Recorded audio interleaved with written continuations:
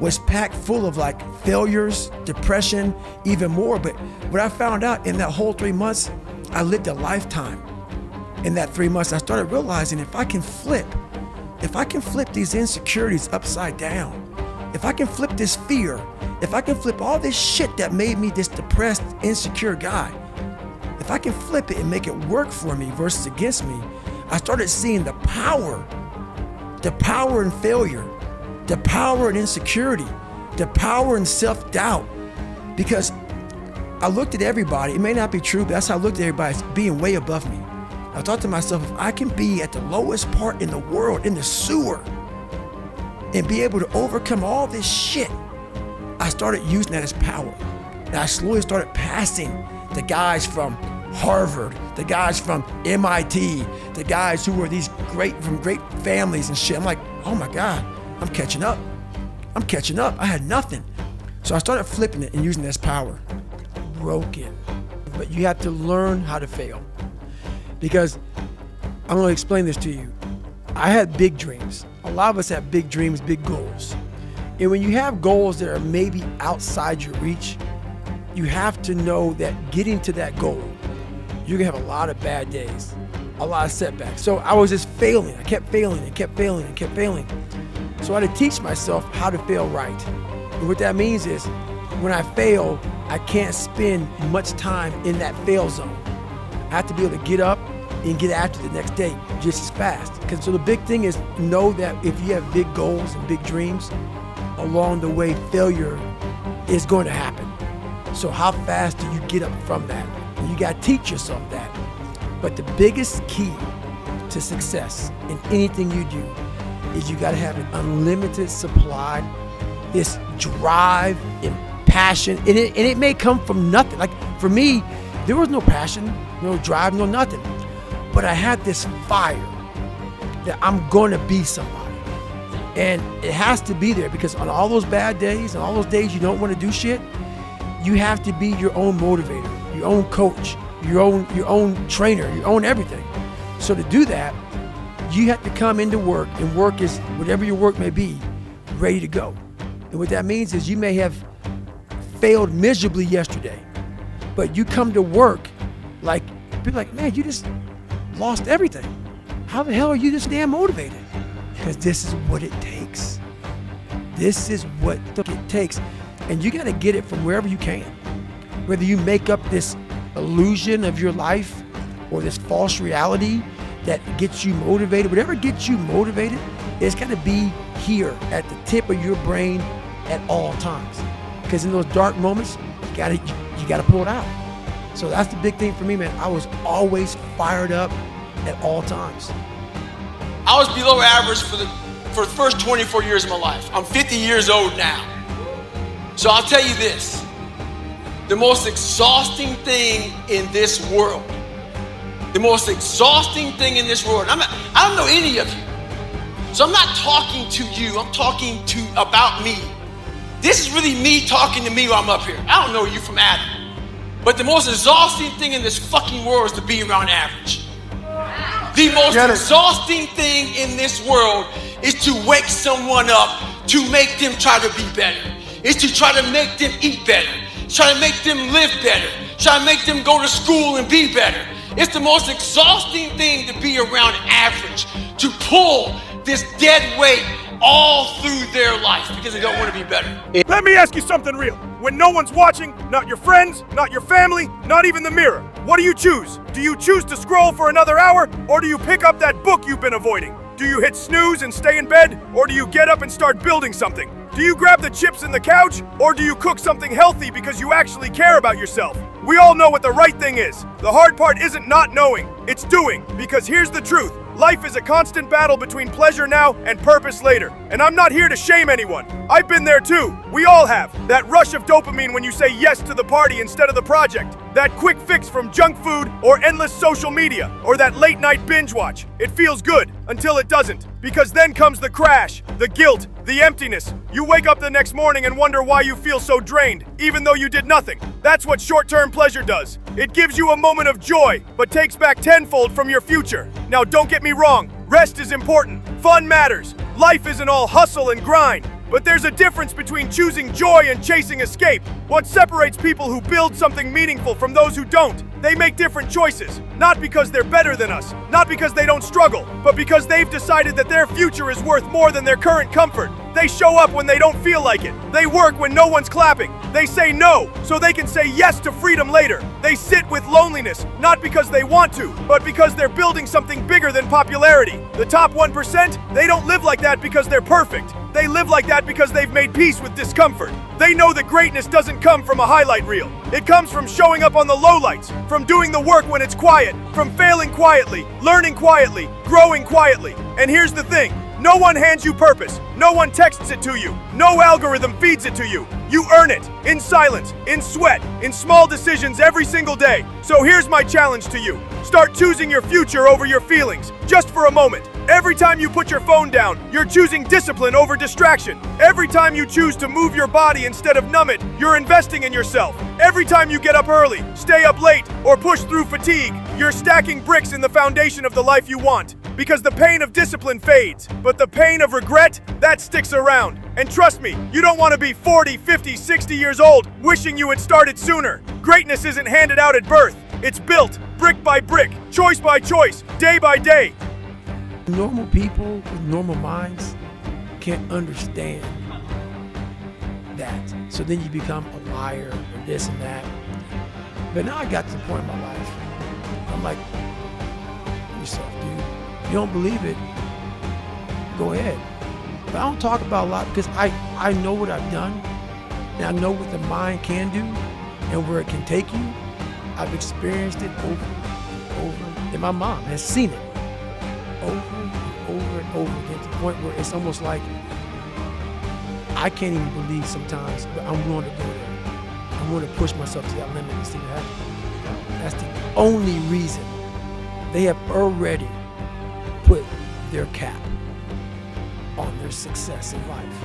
And that's why most people aren't sitting where you're sitting and sitting where I'm sitting. You never capped yourself. You might have. And if you did, you took it off. People cap themselves. They look at somebody, and because their mind can't imagine it, they then start talking shit. He has to be doing this, or he has to be doing that. There has to be some trick. There has to be some potion. This is bullshit. No, it's because you cannot allow your mind to open up for the possibility of it can be done, which is why you being people are where they are today. Because you shackled your mind to have limits. And everybody has a limit, but find it first. Haven't found it yet. So I take a lot of passion in who I am as a person. As you hear, as this podcast gets going and going and going, what you're gonna do is you're gonna transform me from this guy right now that's kind of chilled out in this room, David Goggins, to Goggins. And I had to invent this person. David Goggins is an introverted, soft kid that got beat up growing up and mindset had to lie to create friends, to get friends, to be accepted. So my life has really been about two people. Very scary, but two people. I had to invent a whole nother human being to get outside of my comfort zone. And that human being became Goggins. Goggins is like the guy that walks out of the phone booth. He's like that Superman that walks out of the phone booth. And I was talking to my fiance today about, it's kind of strange how sometimes I have a conversation between David Goggins, and Goggins will tell David Goggins about the shit he's done. And David Goggins like, what the hell, man? Why are you doing that? That's nuts. So it's kind of this battle between trying to find more of yourself, knowing that the real you is afraid, likes comfort, likes living in a world that is that likes to pat you on the back, give you the things that you want to hear, not the things that you have to hear to get better. So that's where all this kind of started from. And when people hear this podcast, they're going to hear a lot of things that they're going to want to put a title on me. They're going to definitely want to put a title on me to make themselves feel better. I asked them during this podcast, do not do that. Do not look at what you're going to hear. Put a title on me, because basically what you're doing is you're giving yourself a get out of jail free card. That's all you're doing.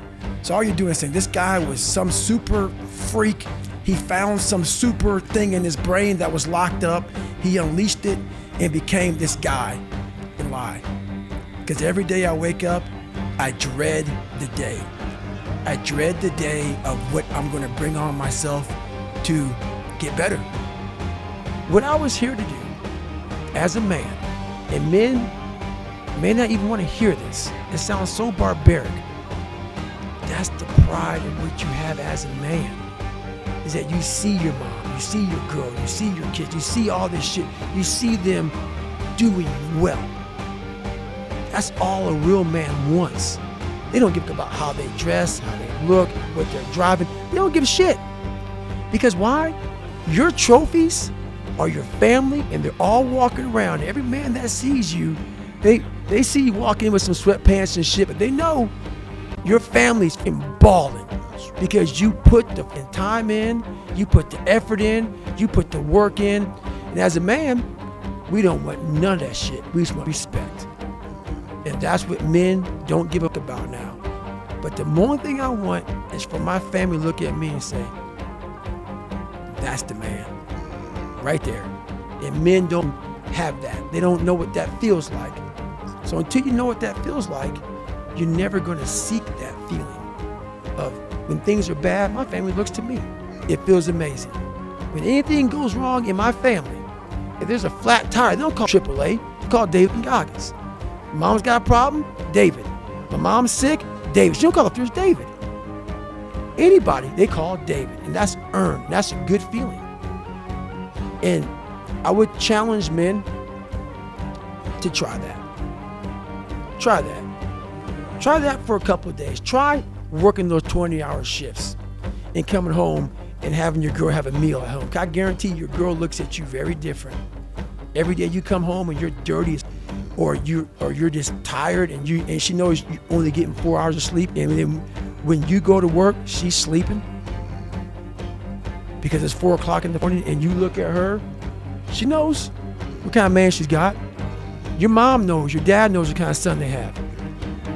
They don't know that feeling. It's the best feeling in the world. Money can't buy it, nothing can buy it. So it's just something that we almost can't teach our kids anymore because the world is influencing people from all over. Once they leave your house, you got this weak family, that weak family, and that weak family saying, why is your dad like that?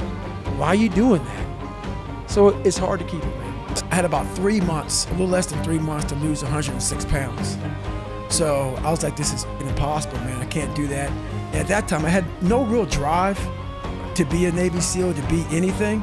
I just knew something had to change. I had to, this isn't gonna work, man. This lifestyle that I'm living, something has to change. So I went to work that day and I was spraying for cockroaches, and lo and behold, it's a very bad day at work. I found a whole bunch of cockroaches, rodents. It was a bad restaurant. And I came home, I quit my job that day. I was driving home, I said, I gotta do something. And I said, I'm gonna go home and run 4 miles. And 4 miles is only a quarter mile. And then from there, the story really begins from that point. Man, these days, everybody's got something to say. Everyone's talking like they figured it all out. Giving advice they don't live. Quoting books they've never applied. Judging moves they never had the guts to make. You know what all that talk builds? Nothing. No business. No legacy. No real life change. Because talking is easy. Watching is safe. Listening without doing, that's just glorified procrastination. Let me break it down. There are theorists. They know all the quotes. They've read every self-help book. They've got vision boards, plans, and journals filled with dreams. But when it's time to actually do something, they freeze. They overthink. They wait.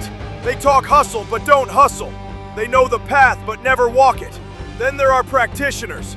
Different breed. They don't say much. Not because they don't have opinions, but because they're too busy building. They're in the trenches, failing, learning, adapting. They've got dirt under their nails, sweat on their face, and 1,000 small wins stacked on their back, while others are busy posting about discipline. Practitioners are out there living it, even when nobody's watching.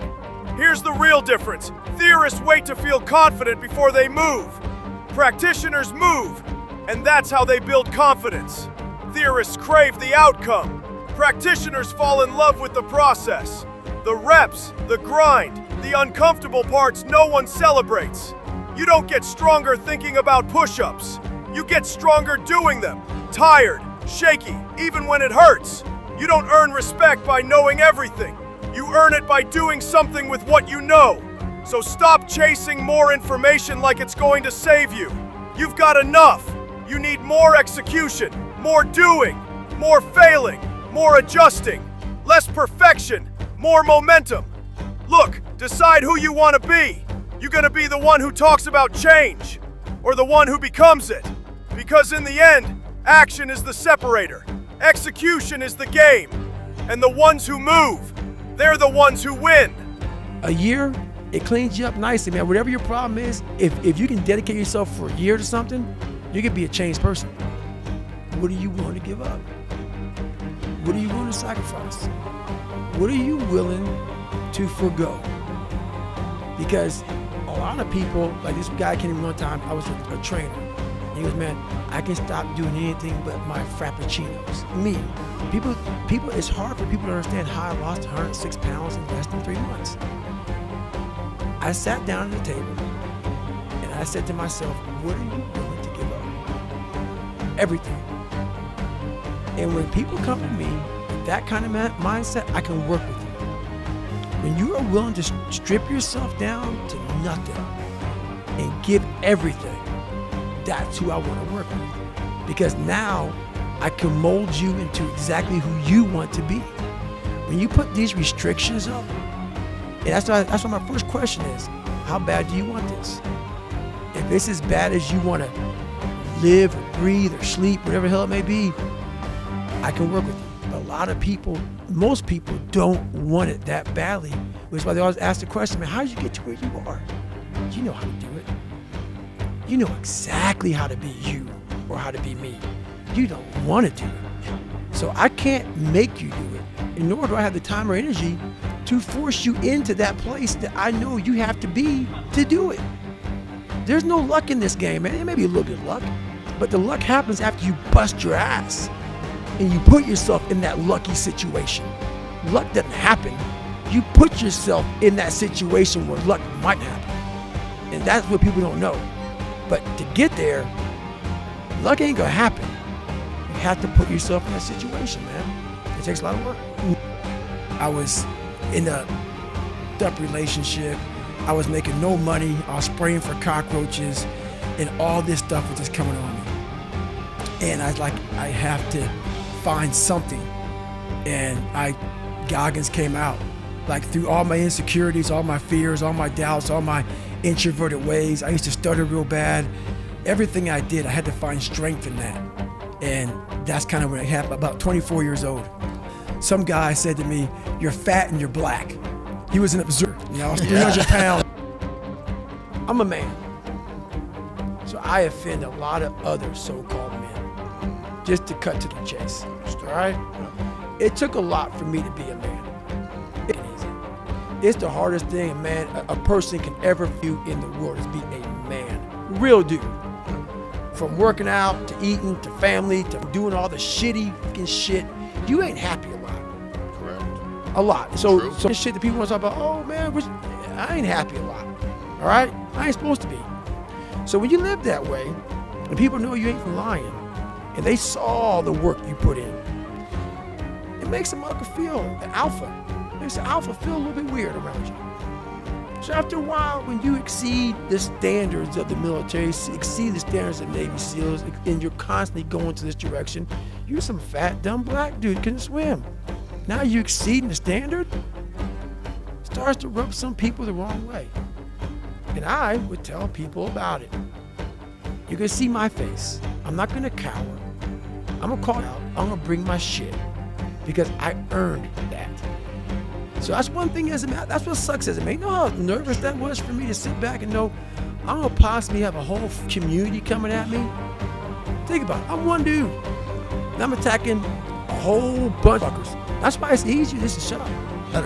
Well, that's what I realized for myself was I wanted that comfort zone that everybody looks for, that pat on the back. They don't want to hear all the bad shit. They want to hear everything that they're doing right. And I realized that's what kept me in this world. That's what kept me in this world of not accomplishing anything. So what I did was I became that big, bad, nasty, don't want to walk into at nighttime. I became the roughest critic in the world on myself. And that's what changed me. I literally saw myself in the mirror. I saw the truth versus saying, my dad did this to me from beating me. Kids in school from calling me nigger did this to me. My life did this to me. My broken foundation did this to me. I took that and said, you know what? Well, some people may help this happen, but now I have to own this. No one's gonna come back to save me. No one's gonna come back on the couch and say, hey, it's okay. You're gonna be okay. No, I'm not. I'm not gonna be okay. I had to realize I had to take a stand. I had to make a real stand. And it was painful to look at who I was, what the world and myself created. It created a very lonely, depressed, insecure man that would do anything just to have a friend. And I saw that as very pathetic. When you look at the truth, it becomes very ugly and pathetic. The one thing I'll say right now to people listening to this, a real person, a real alpha, a real go-getter, they ain't saying shit about nobody. That's why you will never, ever hear me dropping somebody's name, running my mouth about somebody. I don't know what you went through. I don't know what you're going through. I didn't wear the shoes you wore when you were a kid. I didn't grow up in your house. I didn't have your family. I don't know shit about you. So guess what I do? Shut the up. Because real men don't say shit. Because first of all, we're too busy trying to grind and be better. Correct. But nowadays, there's not many real men who live by that creed of like, if you're on social media and shit, you're just a bitch. Correct. You're honestly, and that's not me trying to be some after school special shit. You really are a bitch. Real men ain't doing it. Real men don't care about that gossipy bullshit. Get to work, man. Right. That's it. Well, there's something that I invented a long time ago. And when you have nothing to draw from, I was able to find strength in every molecule of this earth. I'm able to be in a room with nothing, with no motivation, no inspiration, nothing, and find it. So what I did in those situations was I invented this thing called taking souls. When everybody's all up and you're exhausted and you're weak and you're tired and you're looking around and everybody looks as bad as you or even worse, I'm like, you know what? I want to now make a statement. It's the perfect time to make a statement. To make a statement to let you know where your life ends and mine begins. And so the statement there is I muster up every bit of strength from their looks on their faces and how they feel and how I'm gonna now, from my childhood, where I came from, how I was the bottom of the barrel, I'm now amongst all these uncommon people. I'm now going to now make you feel like you're common. So I used their sadness, their weakness, their parts of their life where, God, this sucks. I'm like all poopy pants and messed up. I used that for my strength. And I have this moment of like, let's say we're in the sand, we're running or whatever. I will do a surge. I will do something when everybody's like, how the f doing this? And from that look on their face, that feeling of, God, man, this guy must be something special. It then surges me further and faster and harder for a long time. So it's energy's everywhere. But the thing is, it's so loud, that voice in your head of pain and suffering and discomfort and I don't want to do this is so loud that you're unable to really calm it down and say, okay, there's something here. It's a patient calm that you have to bring yourself to say, I know I have something here, but that voice is so powerful that it just wants you just to, let's leave. Right. We're done. It spazzes you out and you want to go versus saying, let's take a second. Hang on. Before we spaz out, hang on. And in that moment, you can think clearly and find that strength out there for you. A lot of us don't know of a whole nother world that exists. It's on the other side of suffering. once you break these barriers that you have made for yourself, like the mind is the most powerful thing in the world. It is so amazing that I used to be a 300-pound guy and I thought that was it.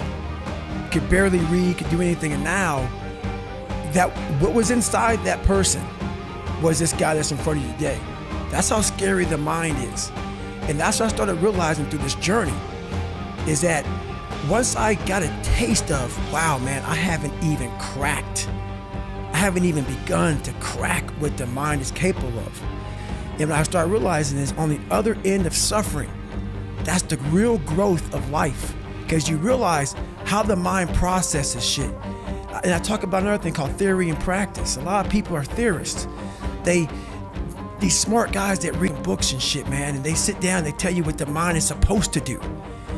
And a lot of us listen to that shit. It becomes like, this is it, man. This old man who has been studying the mind forever, this is the cap that we have. By being a practitioner, I went out and realized a lot of these guys are so wrong, man. The mind has capabilities that are so unknown, and I found that through suffering. And there's a whole nother world on the other end of that. These haters, they know who you are, but you don't know them. There's a reason behind that. You've done something amazing. They've done nothing. Period. Which is probably gonna hate your ass. That's right. Where you going? What do you want to do with your life, bro? Like you saw David Goggins, and because now you want some followers, I'm going to imitate David Goggins. And I'm going to be a big old fat white dude. That's right. That runs and spills a bunch of shit. While it may be funny, where you going? You look like late 20s, early 30s. Yeah. Where the f going, bro? Not very long or Like, far. life right now needs to really be kicking you in the back of the head saying, look, man, our time frame is done. Because what people don't get about life is up until you're about 30, you're fucked. You know what you're doing. You're kind of just scrambling around unless you have good direction. Then you might figure it out from 30 to 50 something, maybe 60, and then the back half of life. So 2/3 of your life you suck. So the more you fill up that middle part, from 30 to 50, 40 to 60, ish, you only got about good 25 years of like, man, I'm killing it out here. People don't get that. So you're around out here, running around, your shirt off, and you're in that window now of like, you're starting to waste time, bro. You're starting to waste time. So that's how I feel about it. Let's talk about something uncomfortable for a moment. Something most people actively avoid. Pain. Not physical pain necessarily, though that's part of it. I'm talking about the pain of growth, the pain of facing your fears, the pain of honest self-reflection, the pain of discipline. Why is it that for the vast majority, this kind of pain seems utterly impossible? Because we become masters of evasion. We've built entire lives, entire cultures around escaping it. Feeling a void, a moment of discomfort, a whisper of inadequacy. What's the first thing we reach for? The phone. Endless scrolling, a digital sedative. It numbs the mind, distracts the soul. Feeling lonely, unfulfilled? There's a party, a fleeting connection, a quick hit of external validation. It feels good for a second, but it doesn't solve the core issue, does it? Stressed? Overwhelmed? Maybe it's that extra drink, that indulgent meal, that mindless binge-watching session. Anything to push away the discomfort. Anything to avoid sitting with the silence, with the truth. We've been conditioned to believe that pain is the enemy, that happiness means constant comfort. But here's the brutal truth. If you consistently escape the small pains, you will never achieve true greatness. You will never build anything meaningful. You will never truly know yourself. Because real growth, real strength, real resilience, it's forged in the fire of discomfort. It's in the moments you choose to lean into the pain, not run from it. It's when you choose the hard path, the quiet grind, the lonely discipline. That's where character is built. That's where clarity emerges. That's where your true power lies. The people who achieve extraordinary things, they don't avoid pain. They understand it. They embrace it. They see it as a signal, a teacher, a necessary step. They know that the fleeting pleasure of escape leads to long-term regret, and the temporary pain of discipline leads to lasting freedom.